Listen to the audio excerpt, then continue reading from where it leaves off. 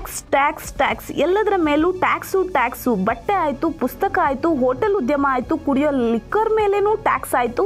ಈಗ ಸರದಿ ಬಂದಿರೋದು ಫೋನ್ಪೇ ಗೂಗಲ್ ಪೇಗಳ ಮೂಲಕ ಹಣವನ್ನು ಪಡೆಯುತ್ತಿದ್ದ ಚಿಕ್ಕ ಪುಟ್ಟ ಅಂಗಡಿಗಳ ಮೇಲೆ ಕಮರ್ಷಿಯಲ್ ಟ್ಯಾಕ್ಸ್ ಹಾಕಿ ಅವರನ್ನು ರುಬ್ಬೋಕೆ ರೆಡಿಯಾಗಿದೆ. ಜೀವನ ಸಾಗಿಸಲು ಸಣ್ಣ ಪುಟ್ಟ ಬೋಂಡಾ ಅಂಗಡಿನೋ, ಟೀ ಅಂಗಡಿನೋ, ಬೇಕರಿನೋ, ಕಾಂಡಿಮೆಂಟ್ಸೋ ಇಟ್ಕೊಂಡು ಜೀವನ ಅನ್ನೋ ರಥನ ಸಾಗಿಸ್ತಾ ಇರೋರಿಗೆ ಗೂಗಲ್ ಪೇ, ಫೋನ್ ಪೇಗಳ ಮೇಲೆ ಹಣ ತೆಗೆದುಕೊಳ್ತಾ ಇದ್ದಾರೆ. ಇವರೆಲ್ಲ ಕಮರ್ಷಿಯಲ್ ಟ್ಯಾಕ್ಸ್ ಪೇ ಮಾಡಲೇಬೇಕು ಅಂತ ಈಗ ತೆರಿಗೆ ಇಲಾಖೆ ಶೋಕಾಸ್ ನೋಟಿಸನ್ನು ಜಾರಿ ಮಾಡಿದೆ.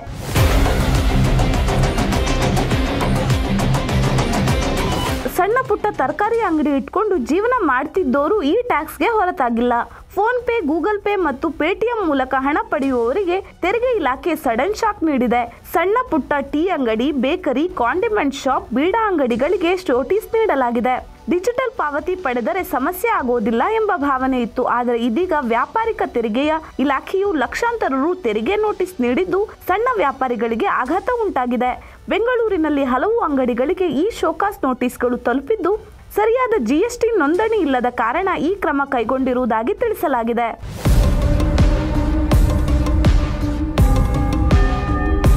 ಡಿಜಿಟಲ್ ಪಾವತಿ ಸುಲಭ, ಸುರಕ್ಷಿತ, ವೇಗವಂತ. ಆದರೆ ಇದೀಗ ಈ ಪಾವತಿಯೇ ಸಣ್ಣ ಪುಟ್ಟ ವ್ಯಾಪಾರಿಗಳಿಗೆ ಕಂಟಕವಾಗುತ್ತಿದೆ.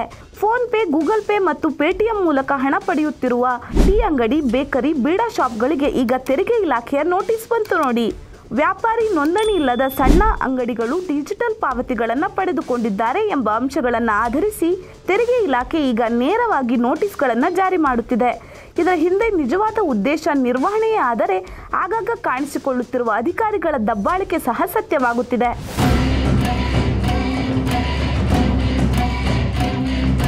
ನಾವು ದಿನಕ್ಕೆ 200 ರಿಂದ 500 ರು ವ್ಯವಹಾರ ಮಾಡ್ತೀವಿ, ಅಷ್ಟು ಹಣಕ್ಕೆ GST ಕಟ್ಟಬೇಕೆ ಎಂಬ ಮಾತು ಈಗ ಪ್ರತಿಯೊಬ್ಬ ಟೀ ಅಂಗಡಿಯ ಮಾಲೀಕರ ಆತಂಕ. ಹಲವರು ಯಾವುದೇ ಲೆಕ್ಕಪತ್ರವಿಲ್ಲದೆ ಕೇವಲ QR ಕೋಡ್ನಿಂದ ಹಣ ಸ್ವೀಕರಿಸುತ್ತಿದ್ದರು. ಅಂಗಡಿಗಳು ಈಗ ದಂಡ, ತೆರಿಗೆ ಪಾವತಿಸುವ ಚಿಂತೆಯ ನಡುವೆ ಮುಳುಗಿವೆ.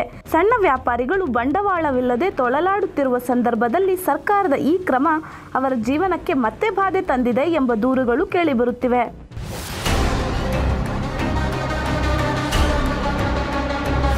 ಅಧಿಕಾರಿಗಳು ಈಗ ಏನು ಹೇಳ್ತಾರೆ?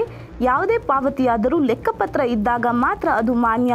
ಡಿಜಿಟಲ್ ಪಾವತಿ ಎಂದರೇನು ಎಂಬುದನ್ನು ಬಳಸುವವರೇ ತಿಳಿಯಬೇಕು. ಇಲ್ಲದಿದ್ದರೆ ಅವರು ಕಾನೂನು ಪ್ರಕ್ರಿಯೆ ಎದುರಿಸಬೇಕಾಗುತ್ತದೆ. ಡಿಜಿಟಲ್ ಪಾವತಿಯ ಸೌಲಭ್ಯಗಳು ಸಹ ಇನ್ನು ಮುಂದೆ ಲೆಕ್ಕಪತ್ರ, ಲೈಸೆನ್ಸ್ ಮತ್ತು ತೆರಿಗೆಗಳಿಗೆ ದಾರಿ ಬಿಡುತ್ತಿದೆಯಾ ಎಂಬ ಪ್ರಶ್ನೆಗಳು ಈಗ ಬಿರುಸುಗೊಂಡಿವೆ. ಸಣ್ಣ ಅಂಗಡಿಗಳ ಮೌನವಿಲ್ಲದ ಆಕ್ರೋಶವೇ ಈಗ ಈ ಸುದ್ದಿಗೆ ಹೊಸ ತಿರುವು ನೀಡುತ್ತಿದೆ.